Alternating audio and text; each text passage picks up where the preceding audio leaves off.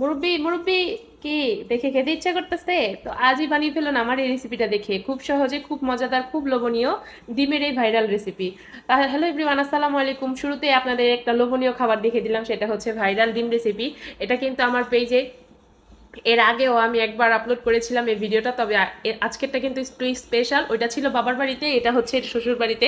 তো দুই জায়গাটাই কিন্তু অনেক মজা হয়েছিল। তো ভিডিওর প্রথমেই দেখিয়েছিলাম রেসিপিটা কিন্তু পুরো তৈরি হয়ে গেছে। তো কীভাবে তৈরি করেছি, কি কি স্টেপ বাই স্টেপ লেগেছে, তো সেটাই আপনাদের সাথে এখন শেয়ার করব। শুরুতেই লেগেছে, এটা যেহেতু ডিমের রেসিপি, ডিম তো অবশ্যই লাগবে। এখানে ডিম আমি সিদ্ধ করে নিয়েছিলাম 6টা। তো 6টার থেকে একটা নষ্ট হয়ে যাওয়ার কারণে আমি এখানে 5 পিস ডিম নিয়েছি। ডিমগুলো একটু কেমন জানি ছিল, মানে ভালোই ছিল কিন্তু সিদ্ধটা ভালোভাবে হতে পারেনি। তো একটু দেখতেই পাচ্ছেন। তো যাই হোক, কোনো সমস্যা নেই। তো এখানে যে জিনিসগুলো লাগবে, এখানে আমি ধনিয়া পাতাগুলো কাট করে নিতেছি। আর যা যা লাগবে সেটা কিন্তু আমি আগে থেকেই রেডি করে নিয়েছি। এখানে পেঁয়াজ, কাঁচামরিচ কুচি, শসা কুচি আমি এখানে দিয়ে দিয়েছি আর খুব সুন্দরভাবে মিহি করে কেটে নিয়েছি।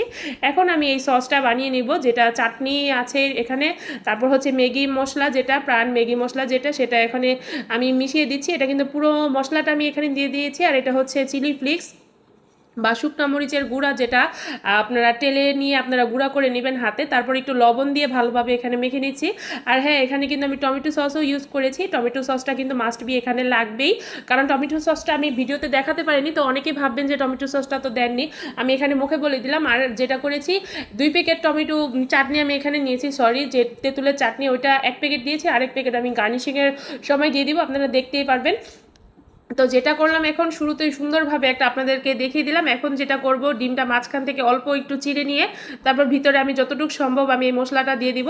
আমার ডিমটা একটু বেশি করে কাটা হয়ে গেছে, আপনারা মেক শিওর কি ডিমটা একটু কম করে কাটবেন, হাত দিয়ে একটু চাপ দিয়ে তারপর ভিতরে মশলাটুকু দিয়ে দিবেন। আর খেতে অসম্ভব মজা। যারা এই ভাইরাল রেসিপিটা খেয়েছেন তারাই কিন্তু জানে এটার স্বাদ কেমন। আলহামদুলিল্লাহ অনেক মজা হয়েছে, আমার ছেলেমেয়েরাও কিন্তু অনেক মজা করে খেয়েছে, ইভেন আমার শ্বশুর শাশুড়ি অনেক মজা করে খেয়েছে। তারপর এটা হচ্ছে, এই তো দেখেন, এই ডিম যেটা বলেছিলাম অল্প পরিমাণ কাট করে ডিমটা 2 সাইড দিয়ে একটু চাপ দিলে কিন্তু ডিমটা একদম ফাঁকা হয়ে যায়। তো যাই হোক, এখানে একটা একটা করে সবগুলো ডিম আমি সাজিয়ে নিচ্ছি আর উপর থেকে কিন্তু টমেটো চাটনি দিচ্ছি। আর হ্যাঁ, ভিডিওটা করার সময় কিন্তু সবাই পাশে বসে দেখছিল, আমি সবাইকে দেখাইনি।